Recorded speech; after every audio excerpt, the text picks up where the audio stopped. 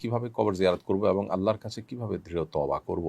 কবর জিয়ারত করার জন্য সালাম দিবেন কবরে গিয়ে, সালামুন আলাইকুম দারা কওম মুমিনিন ওয়া ইন্না ইনশাআল্লাহু বিকুম লাহিকুন দোয়া পড়বেন এবং সেই সাথে মুর্দার জন্য সওয়াব পাঠানোর জন্য আরও যে সমস্ত উপায়গুলো আছে দান সাদকা করা মুর্দার তরফ থেকে সেগুলো করবেন। মাইয়াতের জন্য আল্লাহর কাছে দোয়া করবেন, ইস্তেগফার করবেন। আল্লাহুম্মা ইগফির লাহু ওয়ারহামহু ওয়াকরিমহু ওয়াহসিন নুজুলাহু ওয়াদখিলহুল ফিরদাউসাল আ'লা ওয়া নাক্কি মিনাদ দুনুবি ওয়াল খাতায়া কামা ইউনাক্কা সাওবুল আবিদি মিনাদ দানাস আল্লাহুম্মা ইগসিলহু বিল মাই ওয়াস সালজি ওয়াল বারাদ।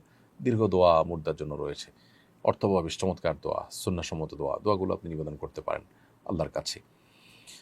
আর দোয়া করার সময় আপনি কবরের ওখানে যদি দোয়া করতে চান সেক্ষেত্রে কবরের দিকে ফিরে, মানে কবরবাসীর কাছে চাচ্ছেন সেরকম সাদৃশ্য যেন না হয়, কেবলমুখী দোয়া করলেন এবং জুতা খুলে যথাসম্ভব কবরে প্রবেশ করলেন। একান্ত কবরস্থানের ভেতর দিয়ে যদি হাঁটেন তাহলে সেক্ষেত্রে জুতা পায়ে হেঁটে যেতে পারেন, কিন্তু কবরের উপরে যদি কখনো উঠা লাগে তাহলে সেক্ষেত্রে জুতা পায়ে দিয়ে উঠবেন না।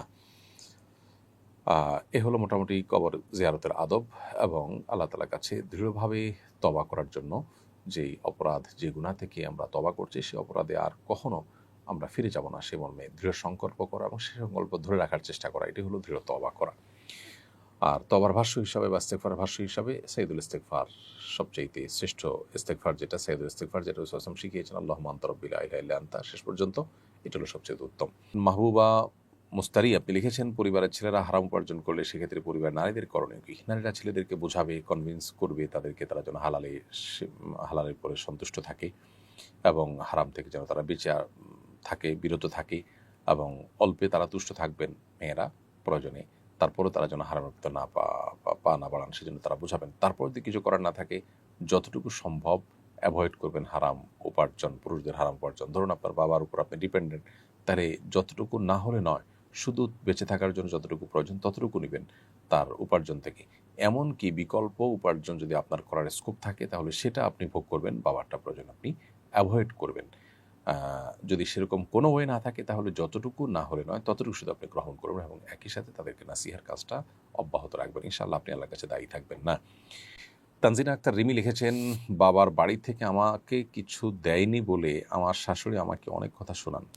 শাশুড়ির কটু কথা থেকে বাঁচার জন্য বাবাকে আমি চাপ দিতে পারবো কি না? উত্তর হলো না। আপনি আপনার বাবার বাড়ি থেকে কিছু আদায় করার জন্য বাবাকে আপনি চাপ দিতে পারেন না, এটা আপনার বাবার প্রতি জুলুম হবে। বরং আপনি শাশুড়িকে বোঝাবার চেষ্টা করবেন, প্রয়োজনে সবর করবেন।